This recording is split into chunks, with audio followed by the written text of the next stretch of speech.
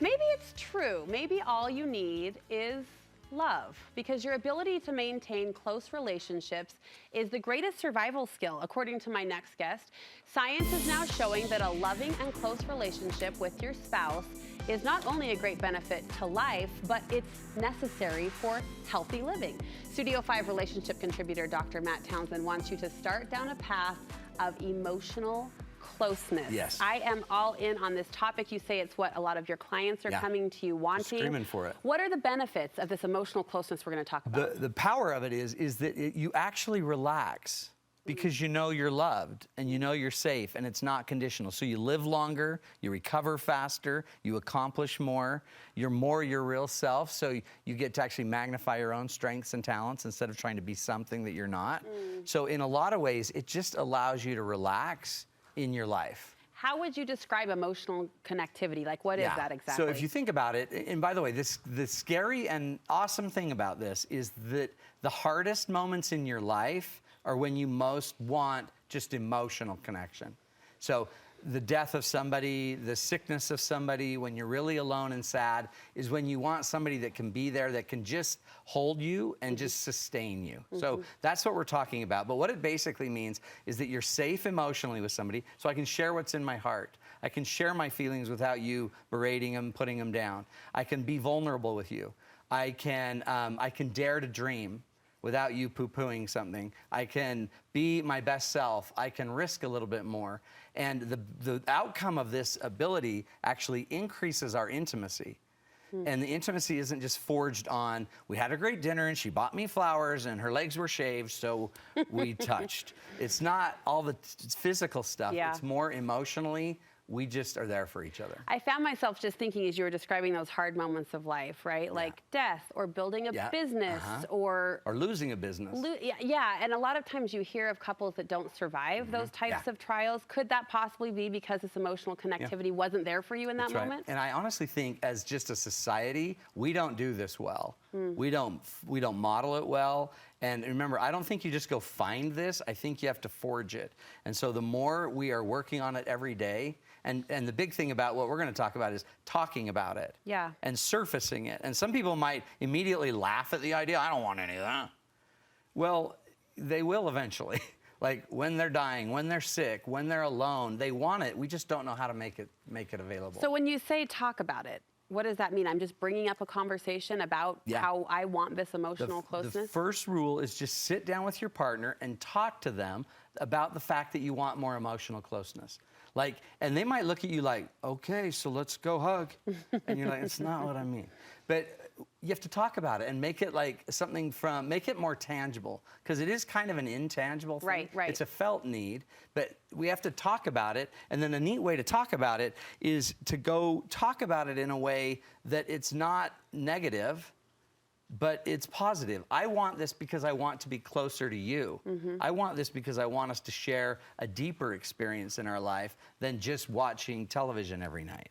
I want us to be able to turn it off and sit there not knowing what to do, but still laughing and having fun and being us. So define it. I imagine this would look maybe a little different for every relationship and every couple. So you have to kind of sit down and talk to yourself and say, what is the emotional closeness and what does it look like for me? So as you're starting to have the conversation, go back to all the experiences where you felt really close with each other. And positively frame it. So don't frame it as a deficit. Like, you never do this. Frame it as, do you remember when we were at my mom's funeral and this happened and you just held me? That's what I mean by emotional closeness. Okay, so give them an actual, tangible. And now all of a sudden they're like, oh, I've done that. I'm good. I can do that. I'm good at that. And then now we're starting to define it. But you could make lists. Like, do you remember when we were dating and we would always look back at each other, like Judy, and look in each other's eyes? That to me makes me feel emotionally close. So if you start to find examples, then write them down. You could even watch people that you really respect and admire, like your spouse's parents. I really love how your mom and dad, remember that one time we walked in and the TV was off and they were just sitting on the couch talking? That's what I want with us. My friends used to make fun of me in high school because I would stop and watch older couples I all did the that too. time. No, it's I creepy. love watching. It's so creepy. It is creepy. But that's it's powerful. also sweet to watch couples that are still holding hands across the table or That's still opening the door for each other. exactly right. I love that. You say we should talk about what's getting in the way. What can get in the way of emotional closeness? Start us Our off. ego, Okay. our insecurity of being vulnerable, Yeah. our machismo, my need to be a stud, my need to be manly, just our timing, our schedule, our history, our habits. There's a lot of stuff that when we're very vulnerable and everything is falling around us, we get more real. And you'll notice when we're more real, we don't usually go to all of these other things. Yeah. We have to be real. So go identify. Is it that we don't have the time together? Is it that our egos are getting involved? And don't ever say your ego's getting involved.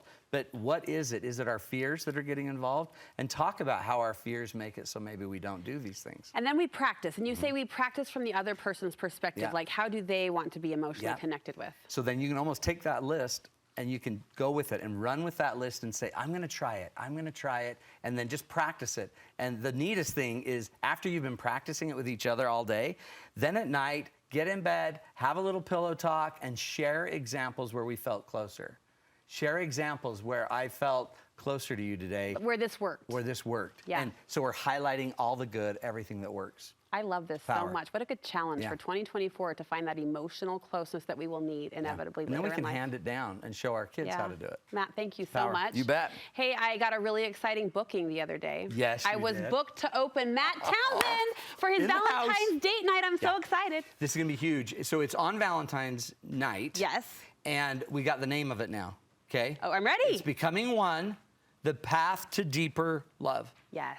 And Yes. we're going to get into this emotional kind of connection stuff, but it's a great night because you don't have to worry about everything Valentine's-y, Yeah. but it's really about how you create love. You'll walk away with tools. Bring your friends, bring your kids, bring your in-laws, bring everybody that's a little messed up, and we're going to have a big party. It's at Murray High School, 7 to 9. Go check it out at matttownsend.com. You know what? I didn't know the topic I'm processing right now. I'm going to go on record. This is my favorite thing that you've talked around it. You haven't actually talked about this before, but this is my favorite topic to hear going you deep. discuss. I'm Yeah, excited. it's gonna be awesome. I'm excited, and no pressure, but Mark's on a business trip over Valentine's Day, so You might. you got me and Marty. Oh, wow. Will you be my Valentine? Yeah, sister-wise. Awesome. I'll see you there. great. Get your Thanks, tickets on matttownsend.com.